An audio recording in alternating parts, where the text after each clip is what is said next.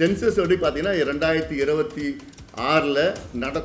நடக்கலாம், தள்ளியும் போகலாம். டீலிமிட்டேஷன் மூடி சென்சஸ் எடுக்கணும்னு தள்ளியும் போகலாம். அதெல்லாம் அது நிச்சயம் கிடையாது. ஆனாலும் இது சர்வே எடுத்து நீங்கள் இடஒதுக்கீடு சாதி வாரி கணக்கெடுப்பு இந்த விஷயத்துல மத்திய அரசுக்கு ஒரு அணுகுமுறையும் மாநில அரசுக்கு ஒரு அணுகுமுறையும் எந்த நோக்கத்துல இருந்து என்ன அணுகுமுறை? மத்திய அரசாங்கம் வந்து சாதி வாரி கணக்கு நிச்சயமா நாங்க சொல்லியிருக்கு. நிச்சயமா நாங்க கேட்க போறோம். இதே காட்டம் வந்து மத்திய அரசு மேல இருக்கணும். நீங்க எதுவுமே இது மத்திய அரசு அதை சமமா யோசிக்கவே இல்லையே. என்னப்பா என்ன அவசரம்? அவ்வளோ உணர்ச்சி படுறீங்க? என்ன அது? நான் தான் உணர்ச்சி வசப்படணும். நீங்க மீடியா நீங்க அமைதியா கொஞ்சம் பதமா கேளுங்க. டென்ஷன் தண்ணி கொடுப்போம். தமிழக அரசு அந்த வெளியிட்டு வரக்கூடிய அந்த அறிவிப்புல எம்பிசி பட்டியலை சேர்ந்தவங்க வந்து கூடுதலாக இடஒதுக்கீடு கிடைச்சிருக்கு. குறிப்பாக வந்து வணிக சமுதாயத்துக்கு அதிகமாக அந்த தகவல் வந்து சொல்றாங்க. அப்படி பார்க்கும்போது எம்பிசியில் இருக்கக்கூடிய நீங்கள் மக்கள் வந்து குறிப்பாக வன்னியர் மக்களுக்கு மட்டும் வந்து குறிப்பிட்ட அளவு தான் கிடைச்சிருக்கு, மற்றவங்களுக்கு அதிகமாக கிடைச்சிருக்கு. அவங்க சொல்றதுல மற்றவங்க கம்பேர் பண்ணி பார்த்தா அதிகமாக தான் கிடைச்சிருக்கு. யாருக்கு கிடைச்சிருக்கு? தமிழக அரசு சொல்லுவாங்க. அதான போய் இவ்வளோ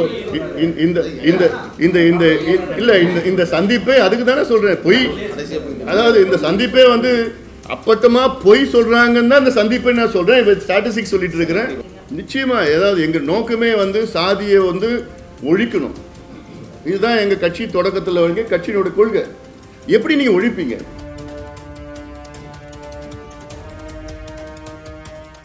சாதி ரீதியான இடஒதுக்கீடுன்றது மக்கள் தொகை அந்த சமூகத்தோட மக்கள் தொகையில இருந்து கொடுக்குறாங்களா இல்ல அந்த மக்கள் வந்து சாதி ரீதியா எந்த அளவுல ஒடுக்கப்படுகிறாங்க அளவு கணக்கு கொடுக்குறாங்களா அப்படின்னு அளவு கணக்கு தானே கொடுக்குறாங்க. நான் புரிஞ்சுக்கிறேன். பின்தங்கிய நிலை ஏதாவது நீதிமன்றத்தில் என்ன கேட்குறாங்கன்னா ரெண்டுமே சோஷியல் பேக்வேர்ட்னஸ் கேட்குறாங்க ப்ளஸ் பாப்புலேஷன் ரெண்டுமே எக்ஸ்ட்ராபுலேட் பண்ணணும். இன்அடிக்குவசின்னா என்னன்னா ரெண்டுமே நீங்கள் இப்போ முதல்ல பாப்புலேஷன் எடுக்க எவ்வளோ இருக்கிறாங்கன்னு அவங்களுக்கு வந்து எவ்வளோ சோஷியல் பேக்வர்ட்னஸ் இருக்கிறாங்க, சமூக பின்தங்கிய நிலையில் இருக்கிறாங்க, ரெண்டுத்தையும் ஜஸ்டிஃபை பண்ணி நீங்கள் கொடுங்கன்னு தான் சொல்கிறாங்க. உள்ளி பாப்புலேஷன் வச்சு கொடுக்க முடியாது. பீகாரில் அதனால தான் ஒரு பாப்புலேஷன் வச்சு இன்க்ரீஸ் பண்ணாங்க இந்த இடஒதுக்கீடு. அதனால தான் அது ஸ்டே பண்ணியிருக்காங்க. அதில் இன்அடிக்குவசி வந்து சரியான முறையில் கணக்கு அது வந்து ப்ரொபோர்ஷனல் ரெப்ரசன்டேஷன் கிடையாது. ப்ரொபோர்ஷனல் ரெப்ரசன்டேஷன் கிடையாது. அதில் இருக்கிற இவ்வளோ இருக்கணும் ப்ளஸ் இன்அடிக்குவசி இருக்கும். ரெண்டுமே பேக்வர்ட்னஸ் இருந்தால் ரெண்டும் சேர்த்து பண்ணணும். இல்லை அப்படி கணக்கெடுப்பு போட்டால் எம்பிசியில் இருக்க 20% வன்னியர்கள் தவிர்த்து மற்றவங்களுக்கு அதிகமாக போகிறதுன்றது நடக்காதா? பின்தங்கிய நிலையை கணக்கெடுப்பு போடுறது இப்போ நீங்கள் யாருக்கு கொடுங்க, டெஃபினட்டாக கிடைக்கணும். நான் சொன்னேன் 30 சமுதாயம் கிடைக்கலையே, கொடுங்க. யாரும் வேண்டாம்னு சொல்லி யாருக்குமே கொடுக்கக்கூடாதுன்னு நாங்கள் இது வரைக்கும் சொன்னதே கிடையாது. 115 சமுதாயத்தில் 114 சமுதாயம் ஒரு துரும்ப கூட கிள்ளி போட்டது கிடையாது. ஒரு கை கூட அசைஞ்சு கிடையாது. போராட்டத்தில் ஒரு கேஸ் கூட அவங்க மேலே விழலை. அதெல்லாம் வேற கேஸ் வாங்கினது, அடிபட்டது, ஜெயிலுக்கு போனது, சேர்த்தது, இறந்து எல்லாமே ஒரு சமுதாயம் தான். ஆனால் கேட்கறது வந்து நிச்சயமாக எல்லாத்துக்கும் கொடுங்க. அதில் இன்னும் கிடைக்காதவங்களுக்கு கொடுங்க. அப்போ எப்படி நீங்கள் கொடுப்பீங்க தெரியணும் இல்லை முதல்ல உங்களுக்கு. அந்த தெரியறதுக்கே இவங்க வந்து அது ஏதோ ஒன்று ரகசியம் மாதிரி, ஏதோ ஒன்று பரம ரகசியம் மாதிரி அது மூடி வரைச்சி பண்ணிட்டு இருக்குது தானே நாங்கள் கேட்குறோம். வெளிப்படுத்துங்க. ஆர்டிஐல உங்களுக்காக வெளியில் சொல்கிறீங்க, முழுமையாக டேட்டா நீங்கள் வெளியில் கொண்டு வாங்க. இல்லை தமிழக அரசு வந்து அவங்க செய்ய முடியாதுன்னு சொல்கிறாங்க, அதை நீங்கள் மறுக்கிறீங்க. ஆனால் மத்திய அரசு செய்ய முடியும். ஆனால் மத்திய அரசு வந்து செய்யவே மாட்டேன் அப்படின்னு ஒரு ஸ்டேட்மெண்ட் இருக்குது. என்ன செய்ய முடியாதுன்னு இது சாதி ரீதியான கணக்கெடுப்பு. நாங்கள் கேட்குறது சர்வே கேட்குறோங்க. யாரும் முன்னே தெளிவாக நீங்கள் புரிஞ்சுக்குங்க. நாங்கள் கேட்குறது இந்தியன் ஸ்டாட்டிஸ்டிக்கல் ஆக்ட் 2008 படி சர்வே எடுங்க. பீகாரில் எடுத்த மாதிரி சர்வே எடுங்க. கர்நாடகா, ஆந்திரா, தெலுங்கானா, ஒரிசா, ஜார்க்கண்டில் இந்தியன் ஸ்டாட்டிஸ்டிக்கல் ஆக்ட் 2008 படி சர்வே தான் கேட்குறோம். சென்சஸ் எப்படி பார்த்தீங்கன்னா 2026 நடக்கலாம், தள்ளியும் போகலாம். டீலிமிட்டேஷன் மூடி சென்சஸ் எடுக்கணும்னு தள்ளியும் போகலாம். அதெல்லாம் அது நிச்சயம் கிடையாது. இல்லை ஆனாலும் இது சர்வே எடுத்து நீங்கள் இவ்வளோ நான் எக்ஸ்பிளைன் பண்ணிட்டு இருக்கல. நான் சென்சஸுக்கும் சர்வேக்கும் நீங்கள் முதல்ல புரிஞ்சுக்குங்க. சென்சஸில் வந்து ஒன்லி தலை கணக்கு தான் வரும். இந்தியா ஃபுல்லாக எடுக்கணுங்க. அதில் ஒரு காலம் என்ன ஓபிசியா, ஓபிசியில் என்ன ஜாதி, அவ்வளோதான் வரும், காலம் வரும். சர்வேல தான் அதில் இந்த கம்யூனிட்டியா, ஓபிசியில் இங்கே தமிழ்நாடு எம்பிசியா, எம்பிசியில் என்ன கம்யூனிட்டி, மீனவர் கம்யூனிட்டியா, மீனவர் கம்யூனிட்டியில் எந்த ஏரியா, அதில் வந்து என்ன வீடு, எவ்வளோ பெரிய வீடு இருக்குது, குடிசையில் இருக்கிறீங்களா, அதில் வீட்டில் டாய்லெட் இருக்குதா, தண்ணி பைப் தண்ணியா இல்லை கிணறா போரா, அவங்கள எத்தனை பட்டதாரிகள் இருக்கிறாங்க, அவங்க வீட்டில் பைக் வச்சுருக்காங்களா, கார் வச்சுருக்காங்களா, அவங்க அரசு வேலையில் இருக்கிறாங்களா, இது எல்லாமே வந்து ஸ்டேட்டாக எடுக்க முடியும்.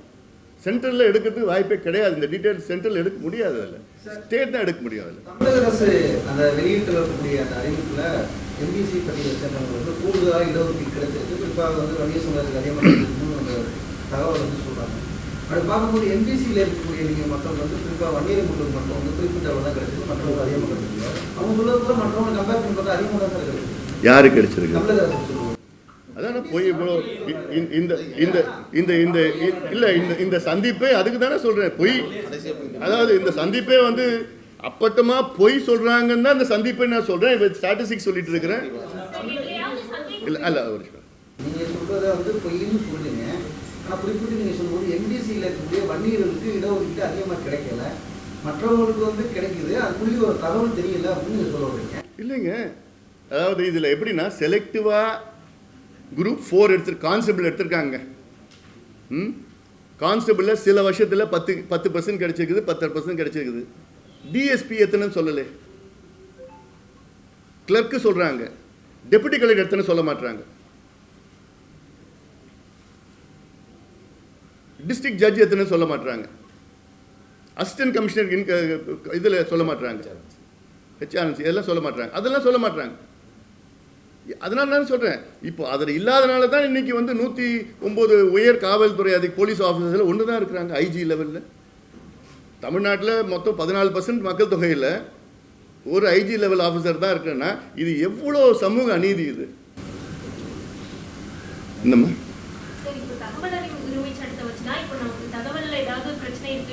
சந்தேகம் இருக்குன்னா நம்ம உறுதிப்படுத்திக்கிறோம். இப்போ அதில் இவ்வளவு குழப்பங்கள் இருக்கு, சரியான தகவல் கிடைக்கல, 11 மாதம் கழிச்சு அவங்களோட தேவைக்காக பதில் வருது அப்படின்னு சொல்றீங்க. இப்போ பாமக தரப்புல இருந்து தகவல் அறியும் உரிமை சட்டத்துக்கு பண்ணியிருக்கிறோம், நாங்கள் பண்ணியிருக்கோம், இன்னும் கொடுக்கல, நிறைய ரிஜெக்ட் பண்ணியிருக்கிறோம். ஏன் அவங்க சொல்றது தானே. இப்போ அவங்க இல்லை, அதாவது என்னன்னா எங்களுக்கு தகவல் இல்லைன்னு சொல்லி கொடுக்குறாங்க, அவ்வளோதான். என்ன சொல்கிறாங்க, எங்களுக்கு தகவல் இல்லை, வரல, இல்லை சேகரிச்சிருக்கிறோம், அவ்வளோதான் வருது, ரிப்ளை வருது எங்களுக்கு. ஐயாவே கேஸ் போட்டார் ஹைகோர்ட்டில், அது வந்து இல்லை டிஸ்மிஸ் பண்ணிட்டாங்க கேஸ். ஏன் என்னன்னு சொல்லிட்டு தமிழ்நாடு அரசு என்ன பண்ணாங்கன்னா, அந்த தகவல்லாம் வெளியில் வந்துச்சுன்னா சமுதாயங்களுக்குள்ள பிரச்சனை வரும். இதுதான் தமிழக அரசு வாதம் பண்ணாங்க ஹைகோர்ட்டில். கண்டிப்பா நம்பகமான தகவல் தான் தருவாங்கன்னு நம்புறோம். ஆனாலும் கூட அவங்க என்ன சொல்லியிருக்காங்கன்னா, அந்த டிஎன்பிஎஸ்சி தேர்ச்சியில 2010 - 22 தேர்ச்சி பெற்றவர்கள் 19.5% வந்து வண்டியர்னு சொல்லியிருக்காங்க. மொத்தமே 20% தான். 10 வருஷத்துல தேர்வானதுல 19.5 வண்டியர்ங்கிறது பெரிய முரண்பாடா இருக்கு. அதான் சொல்றேன், இதுதான் நீங்க இந்த கேள்வி அவங்ககிட்ட கேட்கணும். நீங்க அது யார் கொடுத்தான்னு நீங்க தான் சொல்லணும். உங்களுக்கு யார் கொடுத்தா, உதவு தான் சொல்லணும். இந்து ஆஃபீஸுக்கு யார் இந்த செய்தி கொடுத்தான்னு சொல்லணும். உதவு சொன்னால் நான் கேஸ் போட்டலாம் அவங்க மேலே. இல்லை இன்னொன்று கூட அதுலேயே நீங்கள் இன்னொரு காலம் பண்ணுங்கள். மொத்தம் இருக்கிறது 17 இடங்களுக்கு வந்து செலக்ட் பண்ணியிருக்காங்க. அந்த 17 வந்து எம்பிசி வந்து 7ன்னு போட்டிருக்காங்க. அதுலேயே இருக்கு 7 பேர் எம்பிசின்னு. எப்படி 17 வந்து எம்பிசி மொத்தம் எப்படி 7 வரும்? 20க்கு மேலே போகும்ல. அதுலேயே தப்பு இல்லை அப்போ சொல்கிறது. அப்போ இது எல்லாமே குக்ட் அப் ஃபேக்ட்ஸ் தானே பண்ணிட்டு இருக்காங்க. அதில் போகணும் இல்லை. நாங்கள் வந்து இது வந்து இவங்க கொடுப்பாங்க. ஒவ்வொரு முறையும் வந்து முதலமைச்சர் வந்து இது வந்து நாங்கள் கணக்கெடுக்கிறோம், பண்ணுறோம், டேட்டா வச்சு நாங்கள் ஜஸ்டிஃபை பண்ணுறோன்னு ஒவ்வொரு முறையும் சொல்லியே கிட்டத்தட்ட 2 ஆண்டு காலம் நாங்கள் அமைதியாக சரி பண்ணுவாங்கன்னு அந்த ஒரு சட்டசபையிலே சொல்லியிருக்காரு முதலமைச்சர். சட்டசபையிலே 2023 சொல்லியிருக்கிறார், நிச்சயமாக நாங்கள் செய்வோம்னு. அந்த நம்பிக்கையில் தான் இவ்வளோ நாள் இருந்துட்டோம். இப்போ வந்து நிச்சயமாக ஏமாத்திருக்காங்க, உறுதியாக ஏமாத்திருக்காங்க. ஆனால் நிச்சயமாக இதில் வந்து விளைவுகளை சந்திப்பாங்க. சார், ஜாதிவாரி கணக்கெடுப்புல இப்ப திமுகவோட வாதம் என்ன அப்படின்னா, இப்ப நம்மளும் இப்ப ஒரு மாநில கணக்கு நீங்க சொன்ன மாதிரியே வந்து சர்வே எடுத்தாங்க அப்படின்னா, பீகார் மாதிரியே சுப்ரீம் கோர்ட் வந்து ஸ்டே பண்ணி வச்சிரும், அதை இம்ப்ளிமெண்ட் பண்ண விட மாட்டாங்கன்னு சொல்லி ஆர்எஸ் பாரதி மாதிரியான தலைவர்களும் சொல்றாங்க. இது வந்து சுப்ரீம் கோர்ட்ல போனா தாங்காது. ஸோ வந்து இப்போ ஒன்று நீங்கள் புரிஞ்சுக்கணும். பீகாரில் வந்து சர்வே இன்னும் யாரும் ஸ்டே பண்ணல. சர்வே வந்து யாரும் ஸ்டே பண்ணல. பீகாருடைய ஹைகோர்ட்டும் சரி, இந்தியாவுடைய சுப்ரீம் கோர்ட்டும் பீகார் எடுத்த சர்வே வந்து ஸ்டே பண்ணல. அதான் பண்ணல. அதை வைத்து சர்வே வைத்து அவங்க வந்து ரிசர்வேஷன் வந்து 65லேருந்து 60லேருந்து 75 இன்க்ரீஸ் பண்ணியிருக்காங்க. அது வந்து அவங்க சொல்கிற காரணம் வந்து இது வந்து ப்ரொப்போர்ஷனல் ரெப்ரசன்டேஷன் கிடையாது ரிசர்வேஷன், இது வந்து இன்அடிக்வசியும் ரெண்டுமே சேர்த்து தான் நீங்கள் பண்ணணும், அந்த காரணத்துக்காக தான் ஸ்டே பண்ணியிருக்காங்க. இப்போ அது வந்து சுப்ரீம் கோர்ட் போயிருக்கு. சுப்ரீம் கோர்ட்டில் வந்து நாங்கள் we will hear it larger hearing in செப்டம்பர்னு சொல்லியிருக்கிறாங்க. அவ்வளோதான். அதனால் யாருமே வந்து சர்வே ஸ்டே பண்ணவே இல்லை. இங்கே சர்வே கூட நடக்கிறதுக்கு பயப்படுறாங்க. அது இல்லாமல் இன்னொன்று முக்கியமானது என்னன்னா, தமிழ்நாட்டில் 69 விழுக்காடு இடஒதுக்கீடுக்கு நீ ஆபத்து வந்திருக்கு. இது நான் திருப்பி தினம் நான் சொல்லிட்டு வரேன் முதலமைச்சர்கிட்ட. முதலமைச்சர் இது கண்டுக்கிற மாதிரி எனக்கு தெரியல. ஏன்னா 2007 வழக்கு போட்டாங்க. அந்த வழக்கு 1993 வழக்கு போட்டாங்க. மண்டல் கமிஷன் வந்ததுக்கப்புறம் இந்திரா சாணி கேஸ் வந்து 50% தான் இருக்கணும்னு சொன்னதுக்கப்புறம் உடனே 93 வழக்கு போட்டாங்க. 94 அந்த வழக்குக்கு பிறகு தான் அன்றைய முதலமைச்சர் ஜெயலலிதா அம்மையார் வந்து அந்த நமக்கு தமிழ்நாட்டில் கிடைக்கிற 69 விழுக்காடு இடஒதுக்கீடு வந்து 9வது அட்டவணையில் 9th ஷெட்யூலில் வந்து ப்ரொடெக்ஷன் கொடுத்துருக்காங்க. நம்ம தமிழ்நாடு சட்டத்துக்கு அந்த ரொம்ப அங்கே ப்ரொடெக்ஷன் இருக்குது. அதன் பிறகு இந்த கேஸ் வந்து 2007 தான் வந்தது. 2007 வந்து 2010 தீர்ப்பு கொடுக்குறாங்க. அப்போது சுப்ரீம் கோர்ட் சீஃப் ஜஸ்டிஸ் கொடுக்குற தீர்ப்பு என்னன்னா, இன்னைக்கு நாங்கள் 69 விழுக்காடு இடஒதுக்கீடை நாங்கள் ஒத்துக்கிறோம், அலோவ் பண்ணுறோம், ப்ரொவைடட் 1 வருஷத்துக்குள்ளே நீங்கள் டேட்டா எடுத்து நீங்கள் ஜஸ்டிஃபை பண்ணணும். 2010 சொல்கிறாங்க. 2011 அதுக்கப்புறம் கலைஞர் ஆட்சியில் நாங்கள் 10 ஐயா கலைஞர் போய் பார்க்குறாரு. இது சுப்ரீம் கோர்ட் இதில் ஜட்ஜ்மெண்ட்லாம் சொல்கிறாரு, நிச்சயமாக நான் பண்ணுறேன்னு கலைஞர் உதவி கொடுக்குறேன், நான் பண்ணலை. 2011 ஜெயலலிதா அம்மையார் வராங்க. அப்போது வந்து ஜனார்தன் கமிஷனில் போயிட்டு ஏதோ ஒரு ஃபேக்ட் டேட்டாலாம் சொல்லிக்கிளி 69% ரிசர்வேஷனில் 75% வந்து SC ST MBC OBC எல்லாம் இருக்கிறாங்கன்னு சொல்லிட்டு ஏதோ புள்ளி விவரத்தை கொடுக்குறாங்க. அது வந்து கோர்ட்டில் வந்து அது வந்து ஜஸ்ட் ஒரு அக்செப்டன்ஸ்னால் இல்லை, அப்படியே பெண்டிங்கில் வச்சுருக்கிறாங்க. அப்புறம் 2016 ஒரு பையன் கேஸ் போடுறாரு. அப்புறம் திருப்பி 2021 இன்னொரு நபர் வந்து கேஸ் போடுறாரு சுப்ரீம் கோர்ட்டில். ஏன் 50% கேப் பண்ணக்கூடாதுன்னு சொல்லி கேஸ் போடுறாங்க. இந்த கேஸ் வந்து அப்போ மராத்தா ஜட்ஜ்மெண்ட் ரிசர்வேஷன் இஷ்யூ ஓடிட்டு இருக்கிறதுனால சுப்ரீம் கோர்ட்டில் என்ன சொன்னாங்க, மராத்தா ஜட்ஜ்மெண்ட் பிறகு நாங்கள் இதை எடுப்போம் எடுத்து சொல்லலாம். அப்புறம் ADMK கவர்மெண்ட்டில் ஜஸ்டிஸ் குலசேகரன் கமிஷனை போடுறாங்க. ஏன்னா 69% ரிசர்வேஷனை பாதுகாக்க அந்த டேர்ம்ஸ் ஆஃப் ரெஃபரன்ஸே இருக்குது. 69% ரிசர்வேஷன் பாதுகாக்க ஜஸ்டிஸ் குலசேகரன் கமிஷனை போடுறாங்க. அவங்களுக்கு 6 மாதம் டைம் கொடுக்குறாங்க. அதுக்கப்புறம் பார்த்தா திமுக வந்ததுக்கப்புறம் அந்த கமிஷனே நீக்கிடுறாங்க. அப்போது உண்மையிலே திமுகவுக்கு வந்து சமூக நீதி மேலே அக்கறை இருந்ததுன்னா அந்த குலசேகரன் கமிஷன் எதுக்குன்னா 69% ரிசர்வேஷன் பாதுகாக்க டேட்டா எடுக்கணும் அவர். ஆனால் அதையும் கமிஷனை எடுத்துடுறாங்க. இப்போது அந்த கேஸ் சுப்ரீம் கோர்ட்டில் இருக்குது. என்னைக்குன்னா வரும். வந்ததுன்னா ஜட்ஜி கேட்குற முதல் கேள்வி டேட்டா இருக்கா, டேட்டா இல்லைன்னா 69% ரிசர்வேஷன் முடிஞ்சிடுச்சு, அவ்வளோதான்.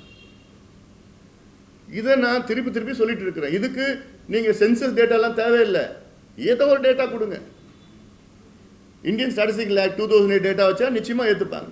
அதுவும் டேட்டா தான். டேட்டாஸ் அவங்க தான் டேட்டா கொடுக்கணும், இவங்க எடுக்க முடியாதுலாம் கிடையாது. பீகாரில் எடுத்த டேட்டா மாதிரி இந்தியன் ஸ்டாட்டிஸ்டிக்கல் ஆக்ட் 2008 டேட்டா எடுத்து சுப்ரீம் கோர்ட்டில் போய் டேட்டா இவ்வளோ இருக்குது, 69%க்கு மேலே SC ST BC MBC இருக்கிறாங்கன்னு ஜஸ்டிஃபை பண்ணணும். அதுக்கு டேட்டா எடுக்கணும். இல்லை நிச்சயமாக மிகப்பெரிய பிரச்சனை வரும். இந்த ரிசர்வேஷன் 69 போயிடும். இவருடைய முதலமைச்சர் ஸ்டாலின் அவர்களுடைய சுயநலத்துக்காக வந்து இன்னைக்கு தமிழ்நாட்டில் உள்ள 69 விழுக்காடு இடஒதுக்கீடு ஆபத்து வந்திருக்கிறது.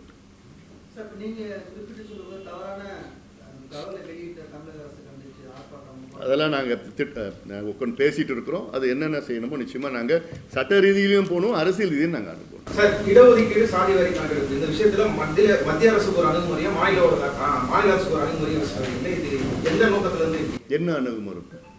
தமிழக அரசு வந்து இப்படி விமர்சிக்கிறீங்க, மத்திய அரசாங்கம் வந்து சாதி வாரி கணக்கு நிச்சயமா நாங்க நடத்தவே மாட்டேன்னு சொல்லியிருக்கு. நிச்சயமா நாங்க கேட்க போறோம்.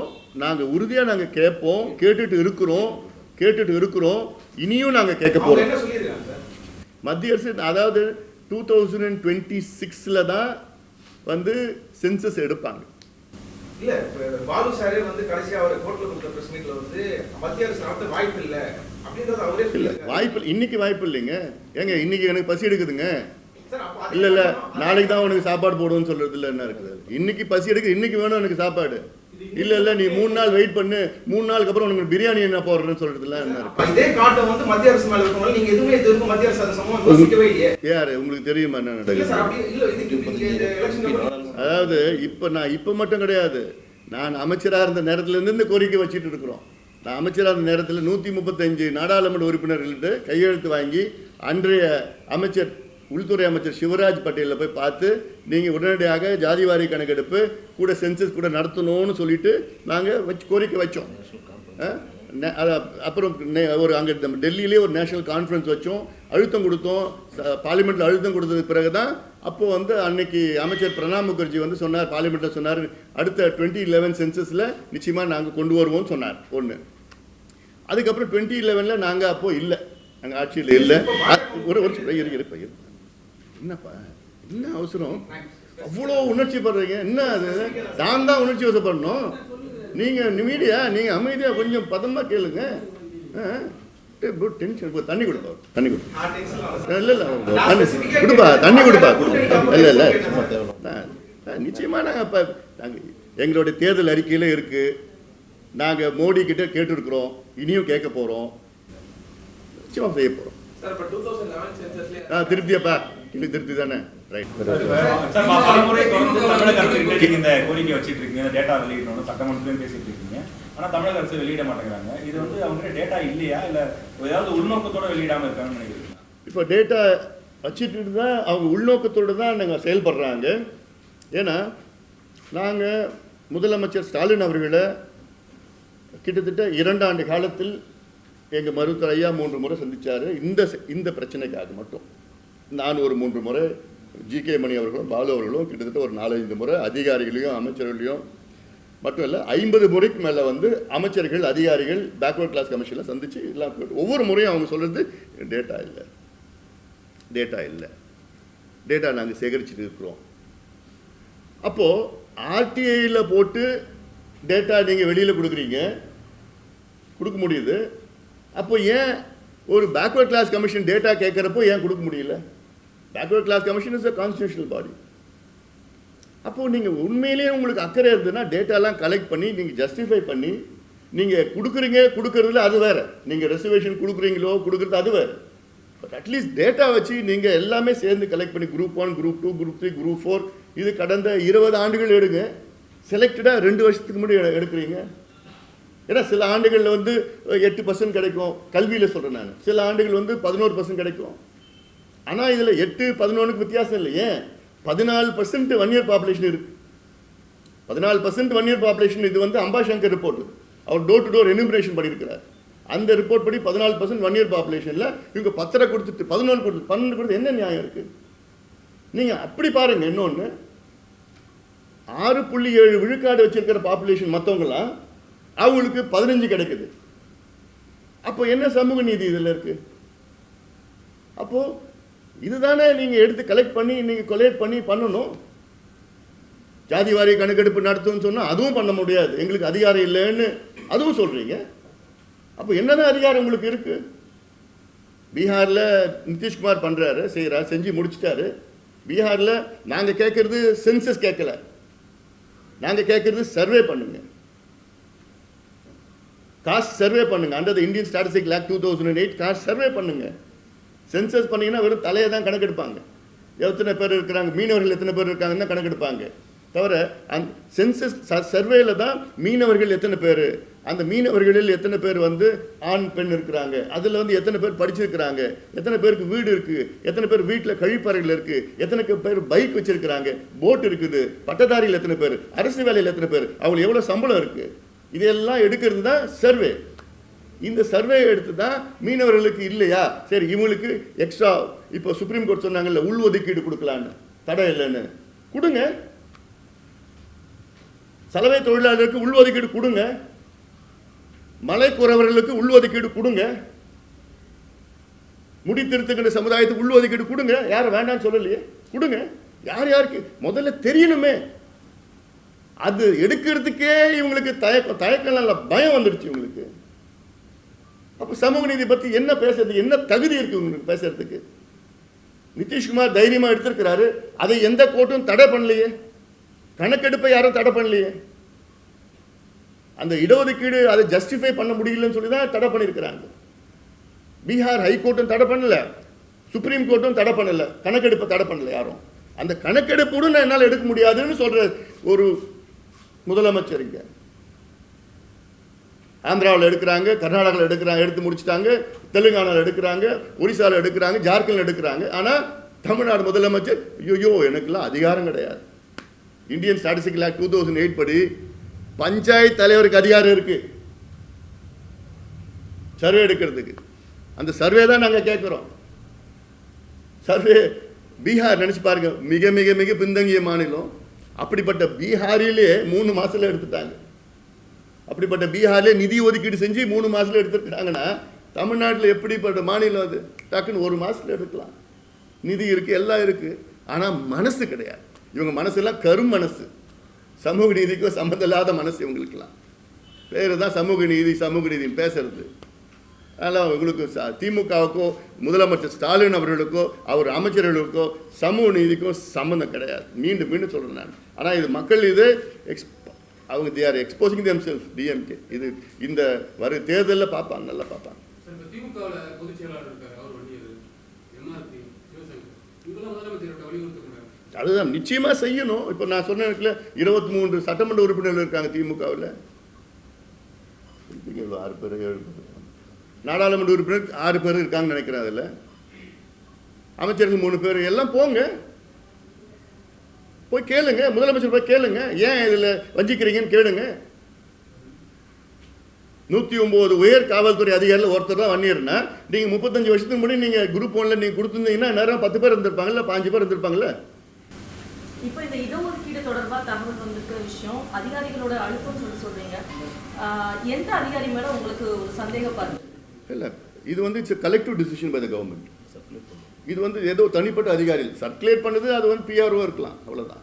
அவர் தான் எல்லாம் உங்களுக்குலாம் ஃபோன் பண்ணி சொல்லியிருக்கிறார், போடுங்கன்னு சொல்லியிருக்கிறார்.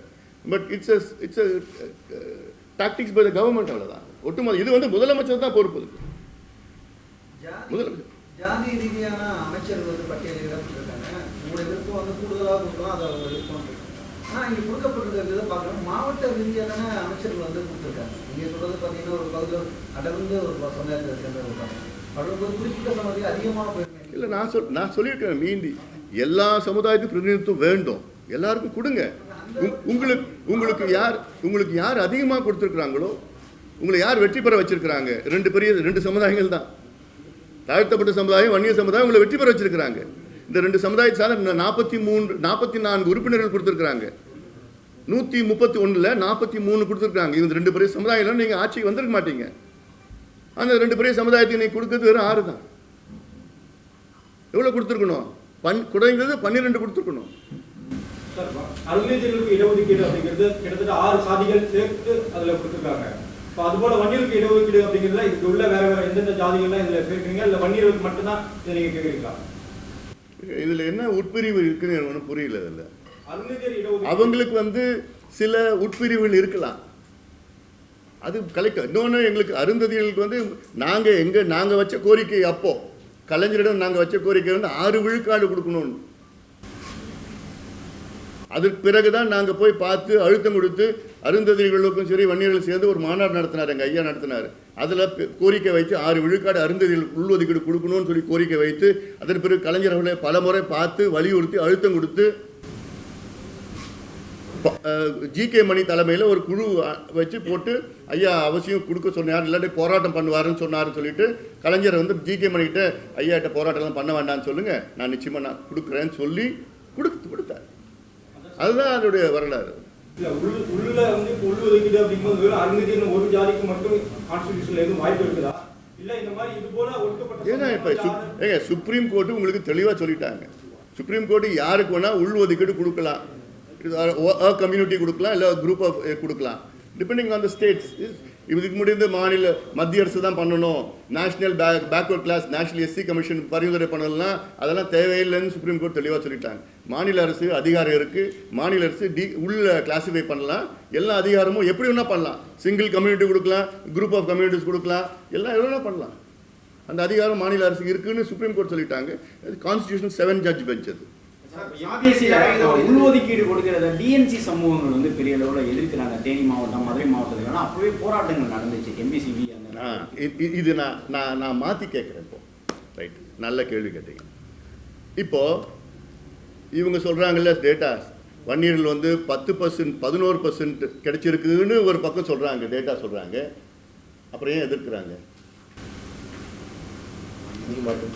ஏன் எதிர்க்கிறாங்க?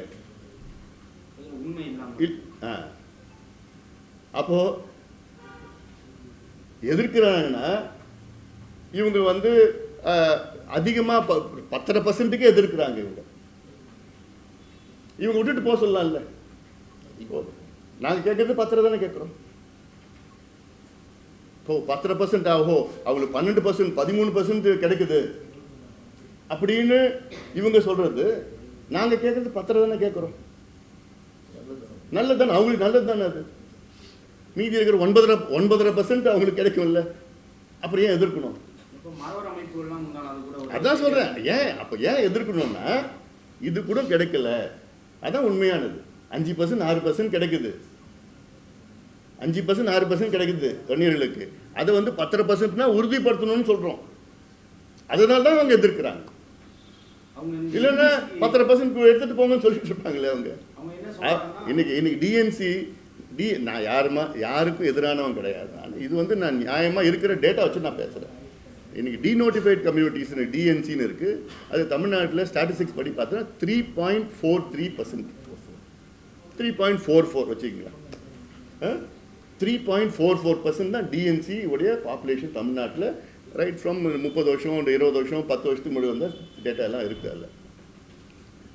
ஆனால் அவங்களுக்கு அவங்க பாப்புலேஷனோட 2.5 மடங்கு அதிகமாக இடம் வாங்கிட்டு இருக்காங்க. வன்னியர் சமூகம், பட்டியல் சமூகம் இவங்க 2 பேரும் வாக்கு செலுத்துறதுனால தான் அதிகபட்சமான அரசியல் உருவாகுதுன்னு சொல்லி இப்போ நீங்கள் விஷயம் சொன்னீங்க. அதாவது வேட்பாளர் தேர்ந்தெடுப்பு சார்ந்த விஷயமா இருக்கட்டும், எதா இருக்கட்டும், சாதிய ரீதி தான் நடக்குது. நம்ம மாற்ற வேண்டியது முதல்ல வந்து பொது இதில் வந்து தனி அந்த பொது இது இல்லாமல் ஒரு வேட்பாளர் நிறுத்த வேண்டியது அரசியல்வாதிகளோட கடமை. காலங்காலமாக சாதி ரீதியாக மக்களை பிரித்து வைக்கிறது அரசியல்வாதி தானே. மேலும் சமூகம் என்ற வார்த்தையை ஏன் நம்ம சாதியை பயன்படுத்தக்கூடாது? சாதியை பயன்படுத்தினா சாதி என்பது அழுக்குன்னு சொல்லிட்டு இது மூலமாக ஒரு மாற்றம் வரலாம் இல்லைங்க? நிச்சயமா. ஏதாவது எங்கள் நோக்கமே வந்து சாதியை வந்து ஒழிக்கணும். இதுதான் எங்கள் கட்சி தொடக்கத்தில் வந்து கட்சியினோட கொள்கை. எப்படி நீங்கள் ஒழிப்பீங்க? ஏன்னா காலங்காலமாக இது வந்து 500-600 ஆண்டு காலமாக சாதியின் அடிப்படையில் தான் இன்னைக்கு சமூக அநீதிகள்லாம் நடந்துட்டு வரும், இன்னைக்கு வரைக்கும் நடந்துட்டு வருது. இதில் எங்களுடைய நோக்கமே அதுதான். எப்படி நீங்கள் அழிப்பீங்க? எப்படி நீங்கள் சாதியை ஒழிப்பீங்க? அடியில் இருக்கிற சாதிகள் எல்லாம் கல்வியை கொடுங்க, வேலைவாய்ப்பு கொடுங்க, படிக்க வச்சு முன்னேற்றம் செய்யுங்க, ஆட்டோமேட்டிக்காக ஒழிஞ்சிடும். அது திமுக கிட்ட கேளுங்க, இந்த கேள்வி கேளுங்க, அண்ணா திமுக கிட்ட கேளுங்க, காங்கிரஸ் கிட்ட கேளுங்க. ஏன் வந்து அந்த அதிகமாக சாதி இருக்கிற இடத்துல அவங்க தான் எம்எல்ஏ சீட்டு கொடுக்குறாங்க கேளுங்க. ஏன் அந்த மாவட்டத்தில் ஏன் அவங்க தான் அமைச்சர்கள் கொடுக்குறாங்க கேளுங்க. அந்த மாவட்டத்தில் ஏன் மாவட்ட செயலாளர் கொடுக்குறாங்க திமுக விட கேளுங்க. பேசுறது ஒன்று, செய்யறது ஒன்று. தரவுகள்லாம் சொன்னீங்க. அதில் வந்து டிஎன்சி சமூகங்கள் 3.44 இருக்கு. ஆனால் எண்ணிக்கையில் வந்து கூடுதல் இடஒதுக்கீடு பெறாங்கன்னு சொன்னீங்க. அதுக்கான தரவுகளை வெளியிட்டு 2 மடங்கு அதிகமாக அவங்களுக்கு கிடைக்கும். அதே நேரம் பின்தங்கிய சமூகங்கள் தொடர்பாக நீங்கள் ஒரு பட்டியல் வெளியில முத்தரையர், மலைக்குறவர் மாதிரி சமூகம் அவங்களும் டிஎன்சியில் தான் இருக்காங்க. ஆனால் டிஎன்சி சமூகம் இல்லை. அதில் என்னன்னா இப்போ நடந்தது தான். இப்போ நாங்கள் தணிக்காச்சல ரிப்போர்ட் அது வந்து ஒன்றும் சரியான ஒரு முறையில் பண்ணலை.